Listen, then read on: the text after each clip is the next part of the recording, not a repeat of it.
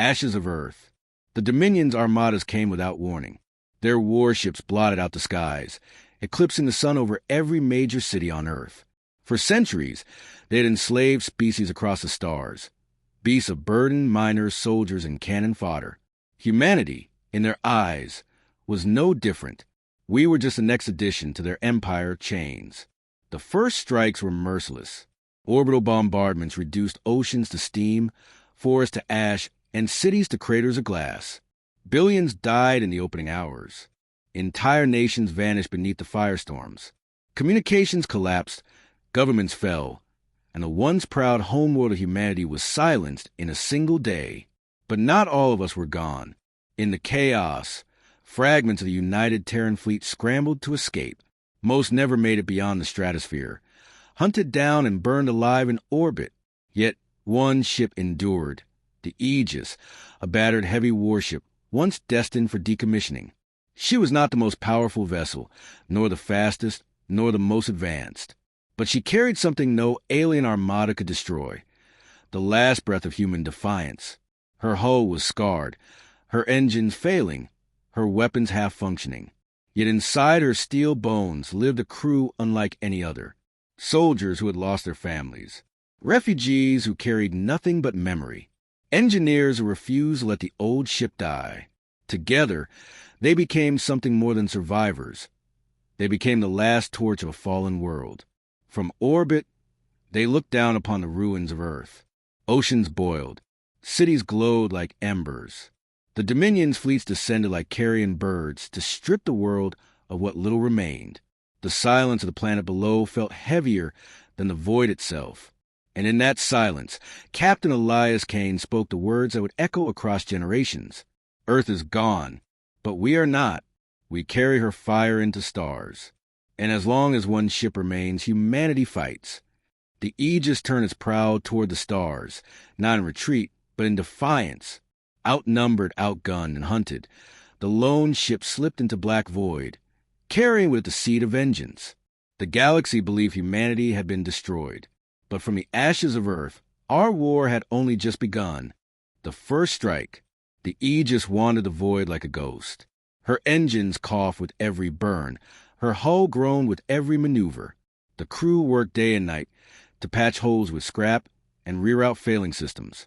Food was rationed down to crumbs. Water recycled until it tasted of metal. Every breath was survival. Every sunrise, if you could call the distant glow of a star's sunrise, a reminder of what was lost. But in the silence of space, whispers began. Not from Earth. Earth was gone, but from the enslaved worlds of the Dominion. Signals intercepted in the void. Distress calls smuggled through static. Hints of rebellion buried in encrypted codes.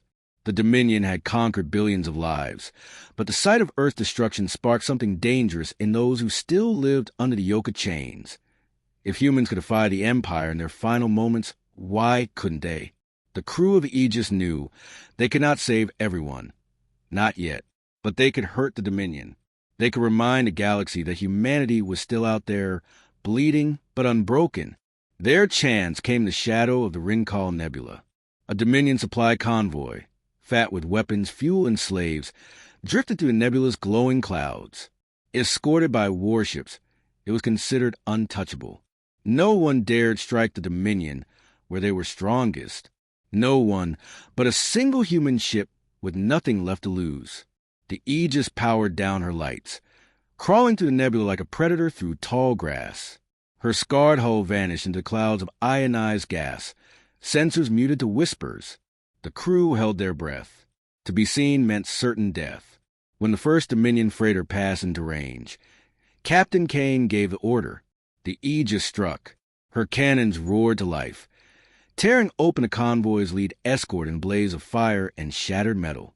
Engines screamed as the Aegis dove through the fleet, weaving between explosions. Boarding teams stormed enemy ships, cutting down alien slavers and freeing the imprisoned. Weapons meant for Dominion soldiers were loaded onto human shoulders. And for the first time since Earth's fall, humanity did not just survive. It fought back. The convoy burned.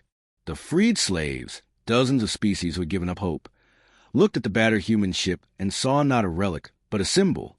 Whispers spread faster than light. The galaxy spoke of phantom warship, scarred and broken, that struck from the shadows and vanished into the dark. A single human vessel that defied an empire. And as the Aegis fled into the stars, her cargo bays filled with stolen supplies and rescued lives, Captain Kane stood at the viewport and whispered, "The first strike, but not the last." The legend had begun. Fire in the stars. The galaxy was vast, too vast for one ship to change. At least, that's what the Dominion believed. But the Aegis did not fight like a fleet. She fought like a wound that would not close. For every convoy that burned, for every prison broken, for every Dominion patrol that vanished into silence, the whispers grew louder. Across hundreds of star systems, enslaved species who had forgotten the taste of freedom now spoke the same words. The humans still fight. The Dominion's chains began to crack. The Aegis had become more than a warship. She was a beacon. The refugees she freed did not remain passengers. They became crew. A mosaic of species, once enemies or strangers, now stood side by side under a single banner. They had no flag, no homeworld, no empire. They had only the name of a fallen planet and the will to fight. And so, fire spread through the stars. On the mining world of Adrath, slaves rose up, arming themselves with stolen Dominion rifles smuggled in by the Aegis. On the ocean planet Ithra, dock workers sank the ships of their masters after hearing tales of Earth's defiance. On the barren colonies of Kesh, children painted the symbol of Earth's sun on the walls of the prisons, daring the Dominion to erase it. Every act of defiance was answered with terror. The Dominion's fleet scoured rebel systems, glass cities, and slaughtered billions in reprisal. But the more they tightened their grip, the more systems slipped from their grasp. And at the center of it all, the Aegis struck again and again. Ambushes and asteroid belts, daring raids on weapons depots, sabotage of Dominion shipyards. Each time, the Dominion swore the ship would be destroyed. Each time, she vanished into the void, scarred but unbroken. The crew of the Aegis knew the cost. Every raid claimed lives. Every rebellion they inspired brought Dominion wrath upon innocence. Guilt weighed heavy, but Kane reminded them the truth. The galaxy was already burning. Humanity had simply chosen to aim the flames. And then came the turning point. The Dominion unveiled a new weapon. The Leviathan-class dreadnought, a fortress ship large enough to crack worlds in half. They sent it to crush the embers of rebellion once and for all. Its cannons carved moons into rubble, its presence alone enough to shatter hope. The Aegis faced in the shadow of the shattered moons of Karvik. The crew knew they could not destroy such a beast, not head-on. But destruction was never their way. Ingenuity was.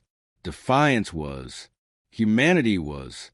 Diving through the wreckage fields, the Aegis slipped beneath the dreadnought's shields, weaving through firestorms that should have torn her apart. Engineers overclocked her engines to meltdown. Weapons crews rerouted power through failing coils, and pilots threaded impossible maneuvers through asteroid debris.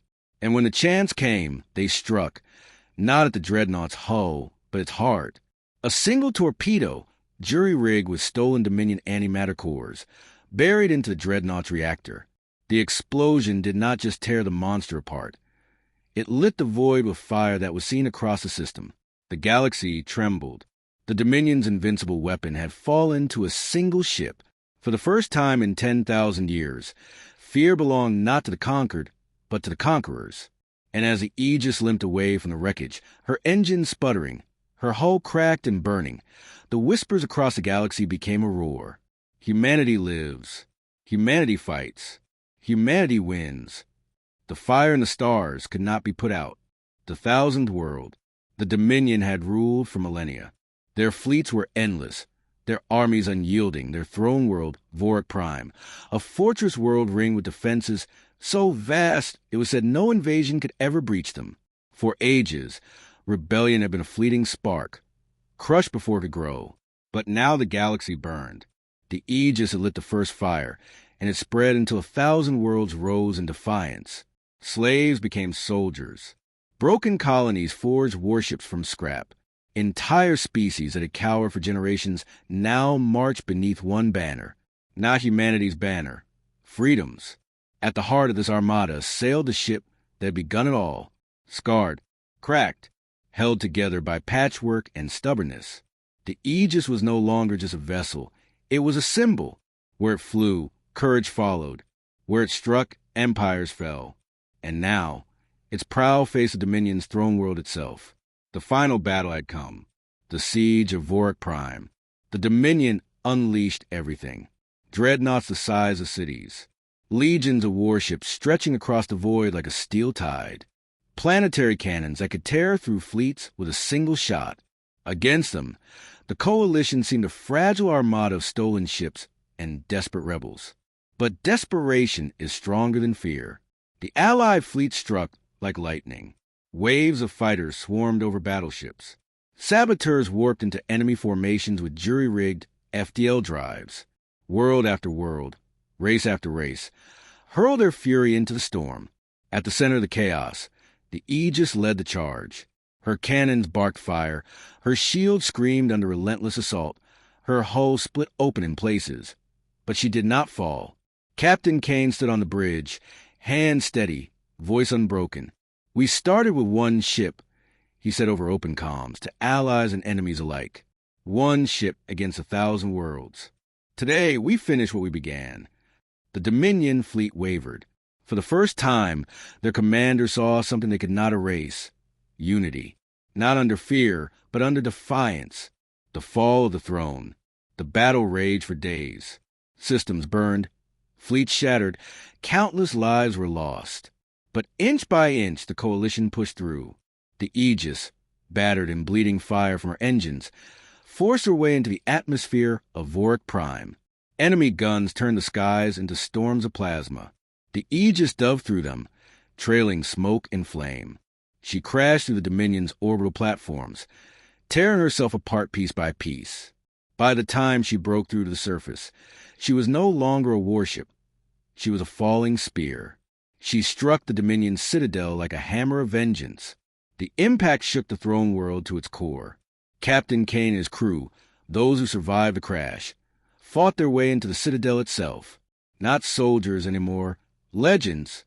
In the heart of the Dominion's palace, where empires had ruled through fear for millennia, Kane raised the old, tattered banner of Earth, not as a symbol of conquest, but as a promise. The Dominion's reign was over, 1,000 worlds freed. When the smoke cleared, the galaxy was silent. The throne world burned, the fleets were shattered, and the chains of billions lay broken. From the ashes of one dead homeworld, freedom had spread across 1,000. The Aegis was gone, her wreckage scattered across the ruins of Vorik Prime. But her memory lived on.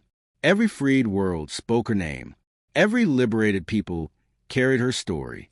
Humanity had lost its planet, its cities, its billions, but it had given the galaxy something greater. Hope.